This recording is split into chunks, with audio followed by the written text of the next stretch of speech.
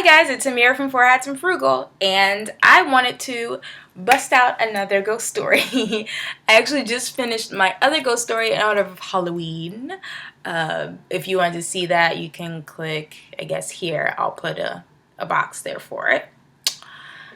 From when I went to New Orleans. I was invited to New Orleans by the New Orleans Hotel Collection with in a group of other travel bloggers, and we actually had a wonderful time. It is like one of my favorite cities of all time now. I am a convert. I absolutely love it. But in the last video, I talked about my ghost encounter at the Bourbon Orleans Hotel, and I actually had two encounters with ghosts at the Bourbon Orleans. In the last video, I gave you the whole spiel, but basically, I do believe in apparitions. I have seen them numerous times, but I don't go out of my way searching for ghosts. Like, that's not my thing. I personally think it's a let them be type deal. I'm very sensitive to supernatural, so I decided to not even go there with that stuff because it affects me so much. We actually went on a New Orleans drink tour, walking tour, where we hit up all of the historical spots in New Orleans that have created original drinks, like the Sazerac and absinthe drink, things like that. So we went on a walking tour. Mind you, I had already been moved out of the Bourbon Orleans. I was supposed to stay there the whole time, but due to the ghost interaction, I asked to be changed to another hotel. So when they told us that our last night was going to be the Bourbon Orleans again, I was like, oh, this is going to be interesting. At least it's daytime. Maybe I'll luck out and I won't have any issues here. You know, we were supposed to have a drink there in the bar. And but first, Etienne, who was our guide, who was absolutely wonderful. He had so much information to share with us. He's from Gray Line Tours. He ended up taking us up to the ballroom. We not only saw the ballroom, we got to go out on the balcony, which nobody ever gets to do. So that was really interesting. But before we even went up the stairs, he immediately told us of how haunted the ballroom is. And I just felt the chills go down my spine. I was like, oh, not again. So we get up there, and as soon as I walk in the room, I feel it.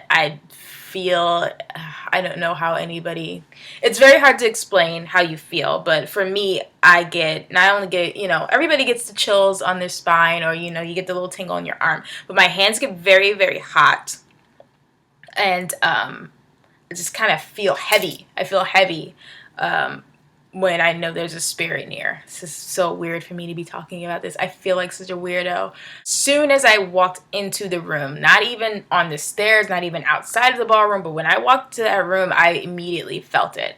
And I was like, oh, okay, this is gonna be, yeah, okay, let's do it. He gave his talk. He actually told us the story about the ghost in the room, and how she was, I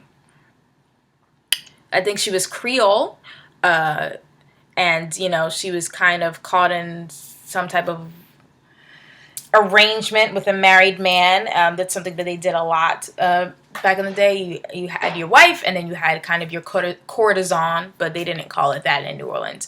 But that's what she was kind of meant to be. And she loved the ballroom. They used to have, dances all the time, and that's where she was so alive. She was kind of the queen of the dances in the ballrooms there, and she was very popular with the gentlemen. She was very beautiful. So when she passed away, she just ended up staying in the ballroom. That's where she was happiest. But she's not very happy there. They said, she gets sad, she cries, sometimes she gets angry, but you can see. What's interesting is that he said if you take a picture of this chandelier that's in the middle of the ballroom, sometimes you'll take a picture of it and it'll be, as white as snow while you're looking at it. But in the picture, once it develops, it looks like blood red. As he's talking, he says sometimes you'll see her, she may, be either in a corner, or you may see her walking through the ballroom, or she just, she may be next to you.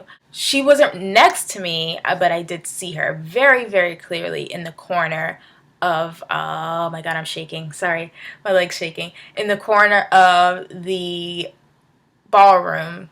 I was at the exit door, and so she was like on the right, the top right corner over there, and she did look very sad, and I just felt so bad for her. And I wanted to leave. Like, luckily, Etienne was wrapping up, so I was one of the first people out the door. But I could feel it. I just felt heavy, and I felt how sad she was, and she looked very sad. She's kind of up against the wall.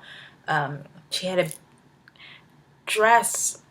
I couldn't really see. It was dark, and she's a ghost. Oh, I feel like such an idiot talking about this. Yes. So I did see her. I did feel her presence, and yeah, it's haunted. The bar is haunted, guys.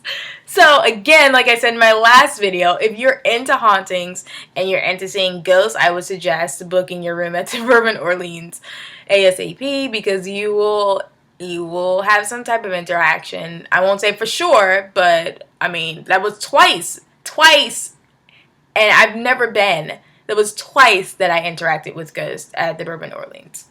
Other than that, I had a wonderful time in New Orleans. It is really a beautiful, beautiful city, and it's just so much fun, and the food is fantastic, and the people are wonderful.